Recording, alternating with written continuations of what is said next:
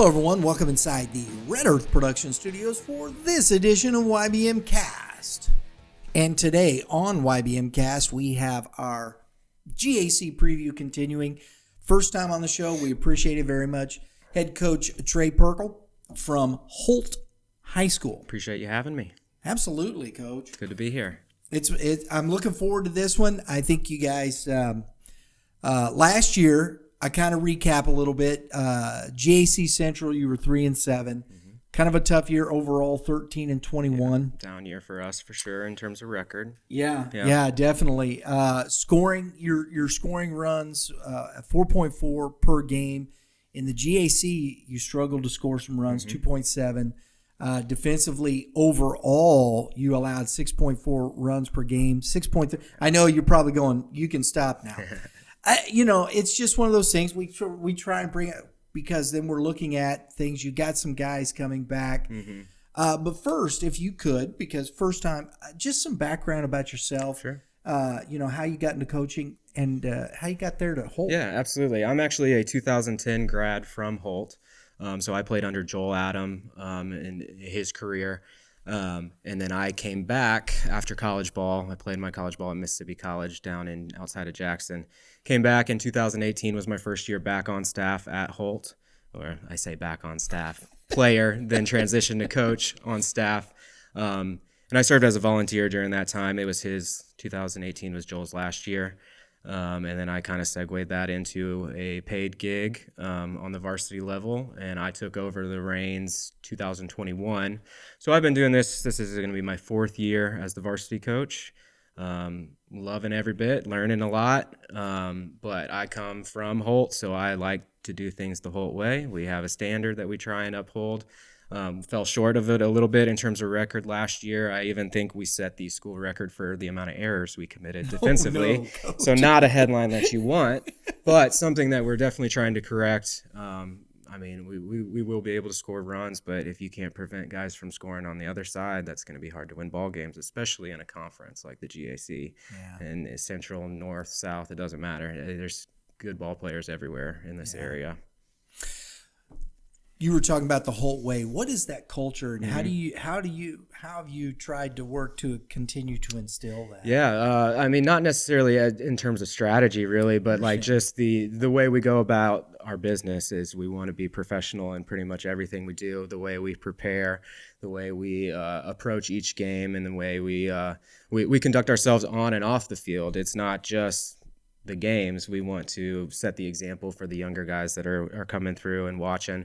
So we like to play hard. We like to communicate with each other, and we really just try and be on the same page instead of just kind of going out there and let's throw out a lineup. Like, we want to do it the right way. I want to find the best 9 guys to fill those spots. So we try and have these guys earn it. And that's really what it means to do it the Holt way for me. That's the way I was taught with Joel, and that's the tradition we try and keep as we move forward. There you go. I always like to start with pitching because, having the arms on the mound, especially in the GAC, the Central, is as tough a division. It's still GAC Central is the conference, I guess, the way they split them up. But nonetheless, it's one of the toughest, I think, around. Oh, yeah. You got some tough matchups coming up, but coming back in your rotation, Edgar was hurt last year, right? Yeah, he didn't throw a whole lot of innings for us. Arm issues did plague him a little bit, but he was just so valuable to us in the field that it was just kind of a necessity to have him, and he would come in, close a game here and there, and then eventually it was like we miss him in center field, we miss him in the infield, so we're going to leave him out there. But in terms of those arms, I feel like we just kind of, we're an arm farm. That's what I like to say. That's what I like to say to my guys is we are an arm farm. We are going to produce pitchers. We have that track record, Holt being the oldest school in Winsville, of producing guys, Ross Detweiler, Tim Melville, Mike Pontius, Cody Hackers. Those guys are big-time arms, in my opinion, so we like to continue that tradition. So I even have Dalton Hosack is the big guy, the ace. He's the number one for us, and he has been for 2 years, and this is his third year with us on varsity, and I expect him to really just be that number one. I mean, he wants it bad. He wants it bad, and I can see it. Our number 2, Ben Kolb. I want to come back sure. to Dalton real quick. Sure. Hosack, you can see that he wants it. Last year we had the game. You guys were at Liberty. Okay, yeah. And it was the 2 lefties on the mound. Oh, yeah, fun one. And that was just a heck of a game. Both those guys pitched their tails off, didn't they? Intense, yeah. Oh, yeah. He is absolutely a competitor and bulldog, and it doesn't matter who's on the mound opposing him. He wants to win, and he wants to win bad. And it kind of fuels the other guys. I love the competitor, the fieriness that he has. It's the passion. You can see it in his face. You can see it when he pitches. You can see his max effort delivery. I mean, it just shows. And then it goes to say, like, when we make errors behind him, things don't go well. But I expect us to get that under control this year, and he'll just have another successful year and just keep pounding the strike zone and being who he is. That's what I want him to be. I want him to be that guy. I want him to be that number 1. And he's going to SIUE. Yes, sir. And a lot of success. When your opponent's batting average is 199, 75 Ks, because that wipeout, what is it, slider, slurve, sweeper, whatever you want to call it, it is nasty. I've caught it. It's nasty. It's got some movement for sure. But everything he throws has movement. So, and that's, I think, the luxury of being a lefty too. But yeah, he's pretty filthy. I'm excited to see him at the next level, but especially this year for us in the spring. It's going to be fun. It's going to be a fun one. Go ahead. Continue. Yeah, absolutely. Yeah, so our number 2, really number 2 and 3, Ben Kolb is our first baseman as well, a two-way guy. He's going to St. Louis Community Archers. And then Aiden Pettit, a junior, another lefty. Yeah. So we're blessed in that sense, but he is crafty, and it comes at you quick. And he hides the ball well. He's got 3 pitches that he commands for the strike zone very well. And it is a different experience standing in the box against Aiden Pettit. It's just because it gets on you so quick. He's so long and lanky. Ben Kolb the same way. He's got one of the nastiest changeups I've ever seen. And I feel like if you can command a fastball changeup, especially at this level, you're going to get guys out. Just changing speeds. Everybody loves the big 12-6, the sweeper. But if you change speeds, you're going to get rollovers, pop-ups, you name it. Coach, what you said, everybody's fallen in love with the curveball. And it is, it can be, but I think we've lost the changeup a little bit. Mm-hmm. The art of the changeup, that changing speeds, keeping guys off balance. Mm-hmm. I think if you can work those 2 pitches in high school, oh, absolutely, you can be very successful. Absolutely. I even go back to my time in college where during our fall season, because I was a catcher in college, during our fall season, we were only allowed to throw fastball changeup against matchups. So we've kind of adopted that approach as we get ready for the season. Is when we're doing live ABs, getting geared up for tryouts for the spring, it's fastball changeup, because if you can pitch like that, you can pitch on the varsity level for sure. Yeah, hit spots. That's another one. And sure. I saw both of these young men, Pettit and Kolb on. They have some video on PBR. Mm-hmm. I saw both of them throw. I hadn't seen them live, so I think that's interesting. Mm-hmm. And then what about Carson Horan? Carson Horan, yeah, recently just signed to Kansas Wesleyan, and he has been our closer, our setup guy, our long reliever, anything that we've asked him to do. And that's coming from a guy who was primarily a starter his whole life. And we asked him to make this change because we needed that spot filled, and he has been just an amazing blessing, really, from the coaching perspective and in terms of pitching rotation, because he is such a competitor and he's got great stuff, electric stuff, and you can see that he's just having fun out there, and it's fun to watch. As a baseball purist, I'm like, oh, that guy is. I want him on my team. I want him to throw every inning if I could. And he wants it just as bad. So it makes coaching easy when you have guys like that who are just such competitors, and it's like, I want the ball. It's a big moment. Yeah. Give me the ball. And I'm like, you got it. We can do that. And he comes in, closes the game, and it's pretty fun. He's a fun guy to watch. I like this Pettit kid. What I saw there, and just a small sample in numbers. He was 3-1 for you, 3.68 ERA. Started on JV actually. Did he Started really? On the JV team, and we've found a need for him, and that's he produced. A 1.26 whip and a 2.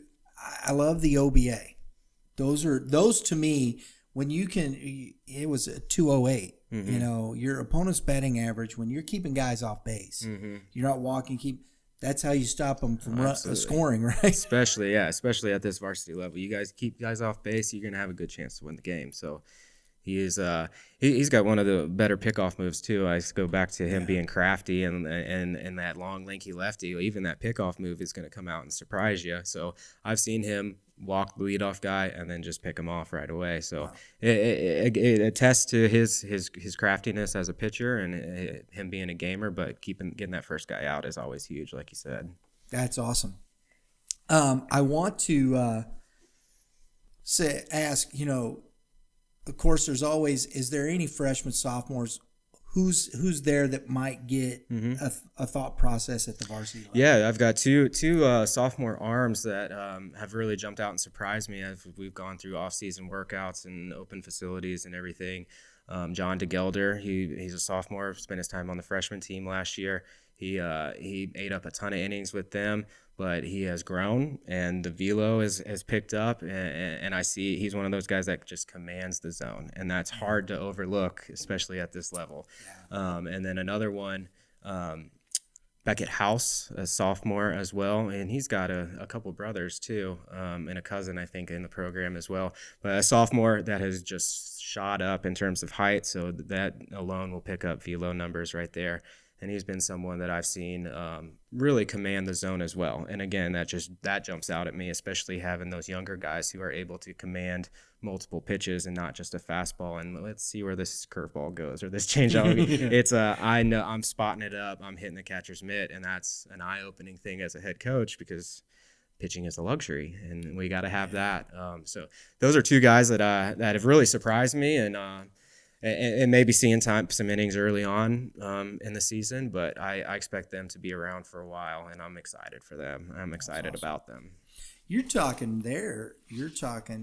5 to 7 deep just in that. That's pretty good depth. Oh, yeah. And again, I feel like we have the luxury of, like, we have guys that are pitchers and not throwers. We got guys that can do it. But these guys know the mental side of it as well. The changing of the speeds, the working counts, the working spots, working locations, and pitching to their strengths rather than what just the cookie cutter fastball, get ahead, and curveball, and they know how to pitch, and it goes to show their progression and their process during the summer and how much work they've put in. But again, just makes my life easier. It's real nice. Gotta love that stuff. Oh yeah. Defensively, that's always the thing that comes next. You know, you talked about Edgar. He's that guy that kind of sits in the middle. Yeah. Of course, Lassiter behind the plate. You got him coming back with that. Those two guys right there in the middle. Who else and where's your competition defensively? Since you know you're talking about the errors. How are you looking at this defensively? This is definitely a priority in the preseason.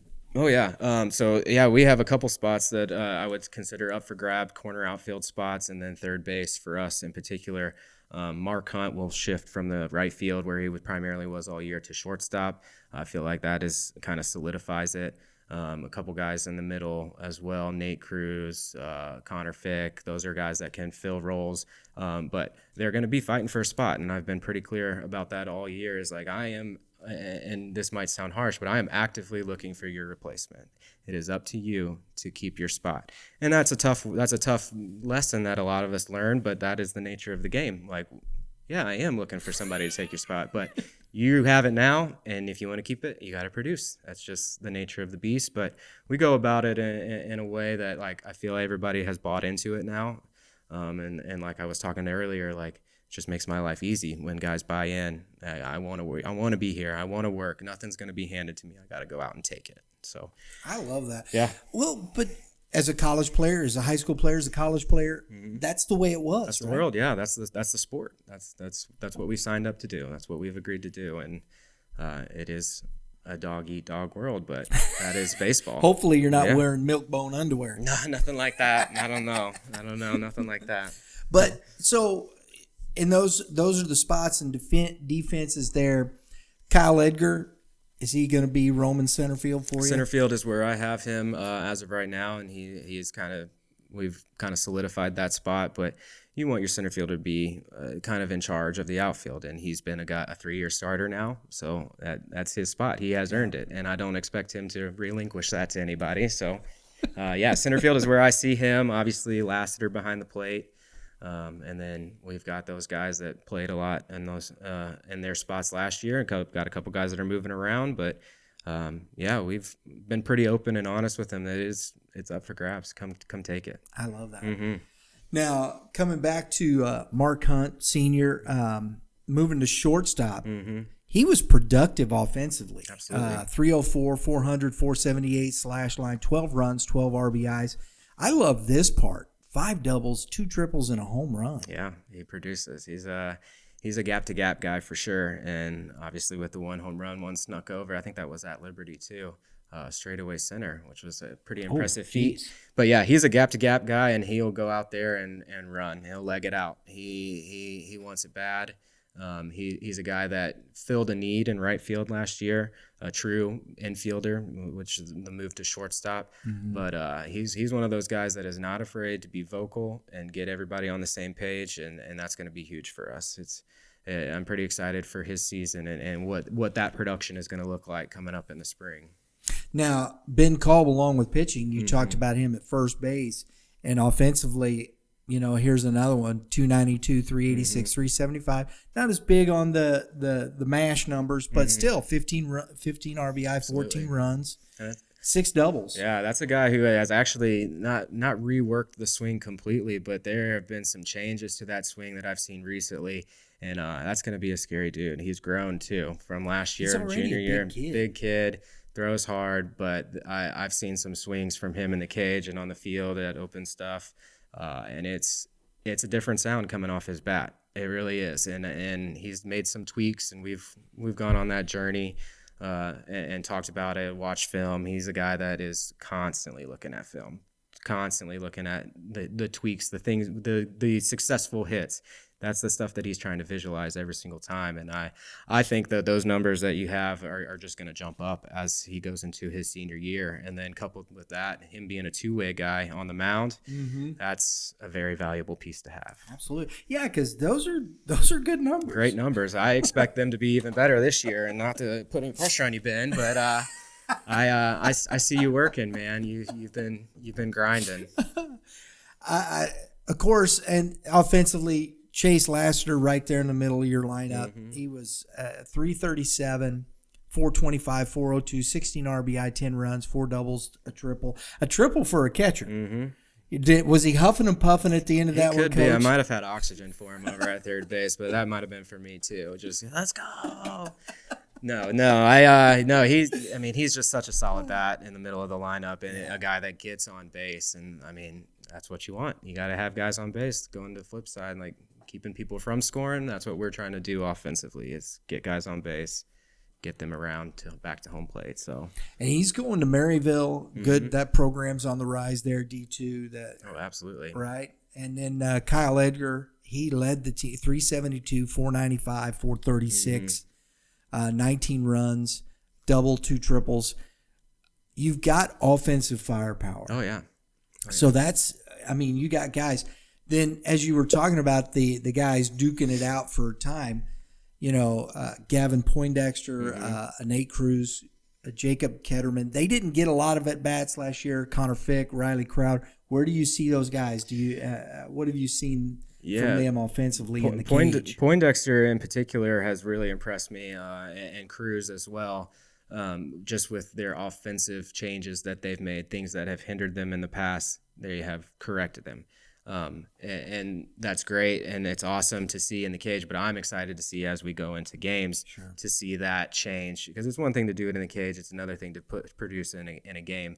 But like I said, this is a group of guys that just want it so bad that I think it's going to come, and it's going to be not easy because they're going to fight for it, but they're going to produce some numbers. Those swings have been pretty impressive.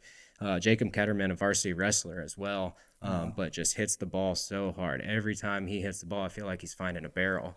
And that's what you want. You got to hit the ball square to be successful, even if it gets caught. So that's a guy that we're looking at the defensive side of him. Like where does he fit in? Is he a corner guy? Is he a DH? What he catches a little bit as well, but like where does he fit in because the bat plays? And that's the stuff that we got to have that production. So those are the tough decisions, aren't they? The tough ones. That's why they get paid the big bucks, right? So offensively, defensively, who are we missing here? Is there some young guys that might have some opportunities there, Coach? Yeah, I see a couple guys that are coming up. Let me look at my notes here. Caleb Evans, a junior, played on JV mostly last year. He's in the running for that third base spot. Another kid that has just grown tremendously. Like he has shot up from freshman year to junior year. Also plays line on the football team, so that's a big kid right there. Cole Buckmaster also in competition for a corner outfield spot. The kid flies. He just flies, and that's such a luxury to have. Carter Griffin, another guy that just flies. He flies out in the outfield. Now can we rein in and be productive on the offensive side? Because that's what it's going to take. Like the defense will keep you in the spot. The offense is going to keep you in the lineup, and you got to produce. It's just, again, the nature of the game. Yeah, absolutely. Mm-hmm. I'm looking forward to seeing how you guys, I mean, this is not going to be a conference easy from east to south to Liberty. All three of those teams are so solid. Especially, offensively, all three of those teams are good. Mm-hmm. I like what you have offensively. I think you can compete that way. Mm-hmm. Your pitching is there. If your guys come together, you've got the talent. Oh yeah. To be in competing for that conference championship. You think? Yeah, I do, and I feel like you have to go into each season with that mentality. But like you said, Zumwalt East, Liberty, even South, the reigning district champ for us, they are all solid programs, and you know that they're well coached, and they're going to want it just as bad as us. So how do we separate ourselves? How do we distance ourselves?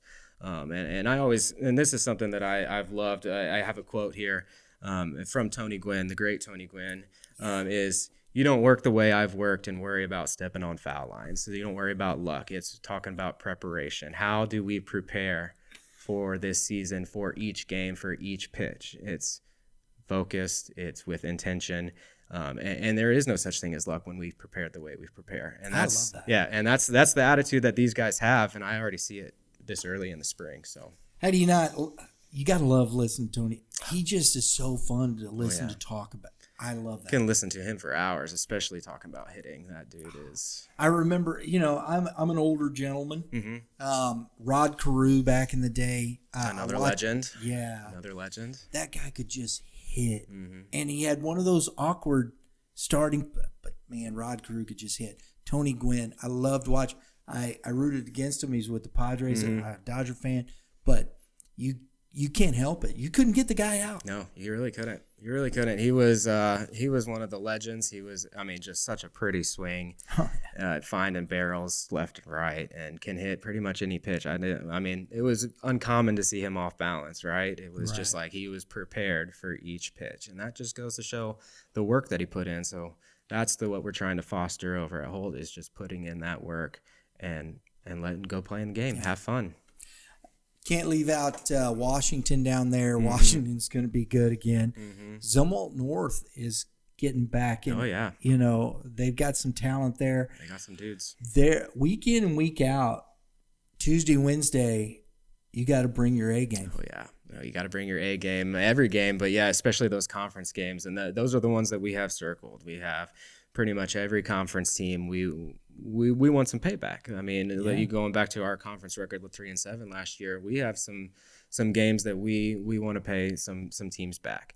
And the Zumwalt South, that's one that's circled. They had our number 3 times last year. So the chatter around the building is we're coming for them, and they are just got so much talent in terms of arms. We know that they're well coached. They're going to play small ball if they have to.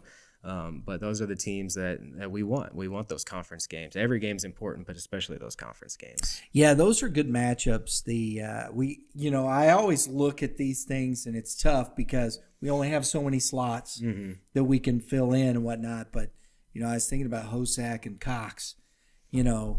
That's a fun one. That's a duel, man. That's a duel right there. That's a duel right there. Oh my if that goodness. doesn't get you excited, yeah, Right?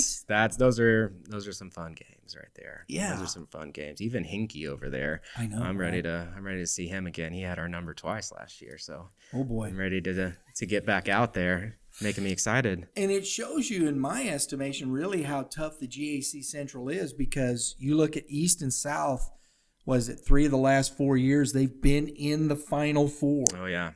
So that's who you're, and people go, well, but it changed. No, these are teams that are still here. A lot of those kids, there's kids from the Final Four team on East that are still there. Yeah. Same thing, they just rolled this one back. So that's this conference. Oh yeah. And so a team that can beat those and move that way, you got a great shot at your district state title run. It's not a cakewalk after districts, but the districts is the one you got to make it out of there first. Yeah. And like you said, mentioning all those teams, like it is not going to be an easy task. You got to bring your A game when you run up against those guys and those teams, because they want it just as bad, and they are guys that have been there and done it, like you've mentioned. Members from those Final Four teams are returners, and they know what it takes. And we see that, and we want to knock them off. But what does it take? It takes keeping your head on straight. It takes doing the little things. It takes preparing the correct way. We always say, how you do anything is how you do everything in terms of stretching. Anything, like the littlest things matter, especially in baseball, which is known as a game of inches. Yeah. Every little bit matters, the way you prepare. And that's what it's really going to take to knock those successful programs who want it just as bad and have done it. That's what it's going to take. I love it. You guys, do you remember who you have in the GAC Classic? Do you know off the top of your head? I wish I could remember, because we'll see you there. We don't have it. Anything, but we'll see you at the GAC Classic. I feel like it was Liberty last year. Maybe. I think it might be. Might be again. I think South is playing North. Okay. I think it might be Liberty. East has. Off the top of my head. No, I think you guys are. You know what? I'm going to do this real quick. Yeah. Because sounds good. Now it's stuck in my brain, and I'm going to go find out. And it'll save me. We'll show this right on the air here. Boom, done. And if I can get to it, there we go. There it is, and it is right. I got so many places, and yeah, there it is. There it is. Boom, schedule. I knew I was already there. Perfect. So that is you guys are Wednesday the 17th. It's that Wednesday one. So it's actually the second game for you guys. All that Zumwalt North and Zumwalt South, Liberty and Washington. It's FZ and Holt. It's East and Holt. Okay. You got East. It's the finale of the evening. Oh, that'll be a fun one. 7 o'clock. That's going to be under a good the one. Lights too. Wow. Yeah. That'll be fun. It'll be a good one. I'm excited about that one. Always a pitching matchup on these two when we run into East. I feel like last year for sure with Hollingsworth. That's a good arm right there. That dude is a pitcher. And yeah, I'm excited about that one for sure. I love it. So we will definitely see you there at Under the Lights. I love that. That'll be fun. Right? I love it. I love it. Field. Coach. Appreciate you having me. Pleasure. I'm glad you stopped in. Yeah, absolutely. Really I look forward to doing it again soon. Absolutely. Yeah, man. Yeah. Sounds good. Talk baseball. Beats working. That's what I love doing. That is my work. So I'm right at home. It's perfect. I'll talk baseball for hours. So we have fun doing it. We appreciate it very much. Yeah, good luck to you this year. Thank you so much. I think you got a tremendous shot. The talent is there. Mm-hmm. You know. Let's put it all together. There you go. That's what works. It'll be here before we know it. all you fans, Holt fans, get out there, support this team. Baseball's free to go watch. Absolutely. Right? Yeah. Get out there, support these guys. You won't regret it because it's a really solid team out there. It'll be exciting, some exciting baseball. So make sure you get out and support your squad. Community too. Get out there, folks. If you got nothing better to do in an afternoon, go see a baseball game. We'd love to have you out. Come on out. Absolutely. Thanks for tuning in, guys. Please, if you like what we're doing, take a moment, hit the subscribe button. We appreciate that very much. Hit the dinger next to it, because that's what we do. We hit dingers. That's right. That gets you up all your notifications for upcoming episodes such as this, and we appreciate the support. So till next time, everybody have a great day in the Lord. All you pitchers, keep throwing strikes. And hitters, you got some advice for hitters, Coach? That's right. Elevate and celebrate. Hello, that's a young guy right there. We love those dingers. We'll see y'all next time.